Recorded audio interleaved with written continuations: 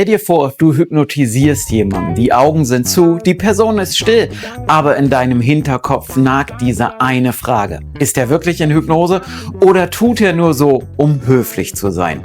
Diese Unsicherheit kennt fast jeder am Anfang. Aber was, wenn ich dir sage, dass der Körper deines Gegenübers dir in jedem Moment glasklare Signale sendet, die man nicht faken kann? Ein Profi hört nicht nur zu, er liest den Körper wie eine Landkarte. Heute zeige ich dir genau diese physiologischen Zeichen vom Augenflattern bis zum berühmten Hypnosesabbern, damit du nie wieder raten musst, ob jemand wirklich in Hypnose ist.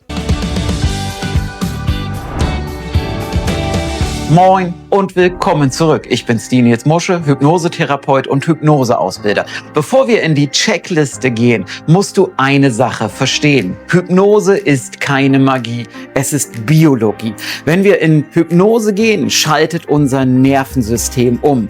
Vom Stressmodus, dem Sympathikus, in den Entspannungsmodus, den Parasympathikus. Und diese Schalter im Nervensystem erzeugen körperliche Reaktionen, die du sehen und hören kannst. Du brauchst kein Gehirnscan-Gerät, um Hypnose zu beweisen.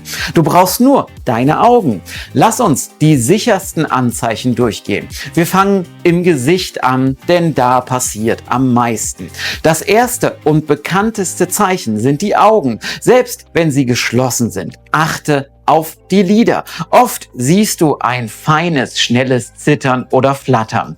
Das nennen wir REM, Rapid Eye Movement. Das ist ein super Zeichen dafür, dass das Gehirn gerade intensiv verarbeitet. Manchmal siehst du auch, wie eine einzelne Träne aus dem Augenwinkel läuft. Keine Sorge, dein Klient ist nicht plötzlich todtraurig. Das ist oft einfach ein physiologischer Entspannungsreflex der Tränendrüsen.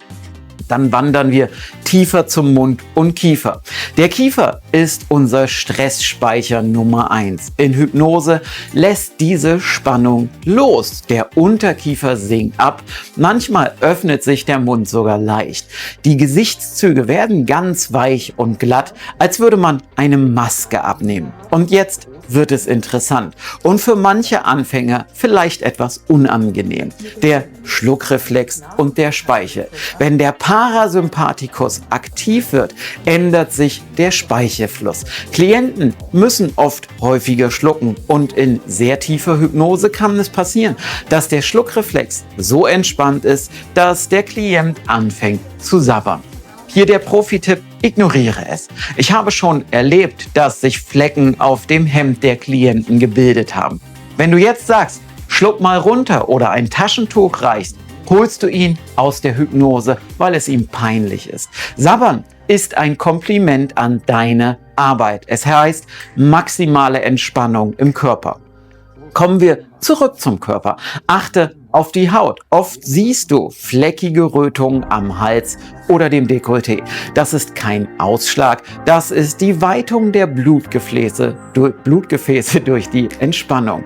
Dem Klienten wird Wärme, die Durchblutung ändert sich, genauso wie sich die Atmung ändert. Sie wird meistens langsamer, rhythmischer und ab und zu kommt es zu einem tiefen Hypnose-Seufzer, mit dem der ganze Körper Spannung abwirft. Und mein persönliches Lieblingszeichen, das Magenknurren. Wenn der Bauch des Klienten anfängt zu gluckern, ist das Musik in meinen Ohren. Es bedeutet Verdauung an, Stress raus. Zum Schluss die Bewegung. Manchmal siehst du ein plötzliches Zucken im Finger, im Bein oder im ganzen Körper. Das sind Mykoklonien. Kennst du das Zucken kurz vor dem Einschlafen? Genau das ist es. Das Nervensystem entlädt überschüssige Energie. Ein wunderbares Zeichen dafür, dass das System runterfährt.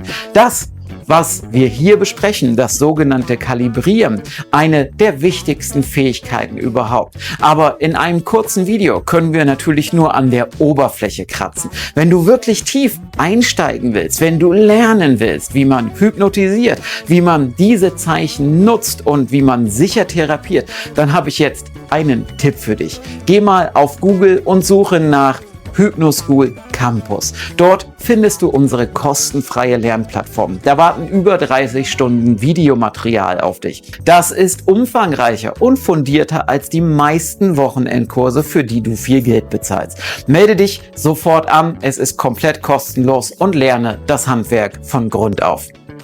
Fassen wir zusammen. Du erkennst Hypnose nicht an einer Sache, sondern an der Summe der Signale. Achte auf das Lidflattern und die Tränenreflexe. Freue dich über entspannte Kiefer und sogar über das Sabbern. Lass es einfach laufen. Hör auf das Magenknurren und die veränderte Atmung. Und erschrick nicht, wenn der Klient mal zuckt. Der Körper lügt nicht. Wenn du diese Anzeichen siehst, kannst du dir sicher sein, dein Klient ist genau da, wo er sein soll.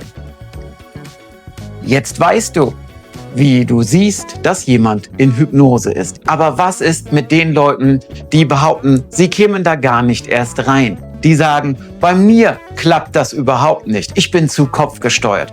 Das ist einer der hartnäckigsten Mythen überhaupt. Warum fast jeder hypnotisierbar ist und warum die Aussage, ich bin nicht hypnotisierbar, oft eine Lüge oder ein Missverständnis ist, das erkläre ich dir genau in diesem Video hier, warum ich nicht hypnotisierbar bin, eine Lüge ist. Klick jetzt einfach hier und wir räumen mit dem Mythos auf. Bis gleich.